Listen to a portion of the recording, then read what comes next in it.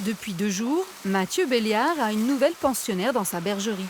Hulotte, jeune chienne patou choisie pour défendre son troupeau de 240 brebis. Dans l'idée, c'est qu'elle puisse protéger le troupeau en cas d'attaque de renards sur des jeunes agneaux, de chiens divagants dans les pâturages, en fait, qui peuvent créer pas mal de dégâts. Pas de caresse, l'animal doit s'attacher en priorité aux brebis. Le troupeau doit devenir son groupe social. Éleveuse dans les Alpes, Béatrice est venue donner les clés d'une intégration réussie. Donc, toutes les manipulations qu'on fait aux chiots, elles doivent être agréables, mais pas amicales. Il y a des choses à se pas rater parce que chez le chien, ce n'est pas naturel de s'attacher au troupeau. Il est plus naturel pour un chien de s'attacher à son maître. Et là, on va lui demander que la priorité pour lui, c'est son troupeau et qu'il soit juste hiérarchisé par rapport à son maître et respectueux de l'humain en général.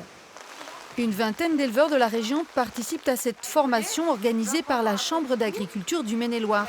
Mathilde est éleveuse en Loire-Atlantique. Elle a adopté une chienne il y a 7 mois pour prévenir les vols de brebis qui se multiplient, avec l'idée aussi d'anticiper un passage du loup.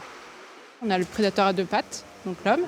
On a aussi les prédateurs, tel le loup qui va sûrement arriver puisqu'il est parti déjà en Bretagne. Et puis à Saint-Brévin-les-Pins, il y a déjà eu un loup de percuté. Donc il est quand même proche des exploitations du 44.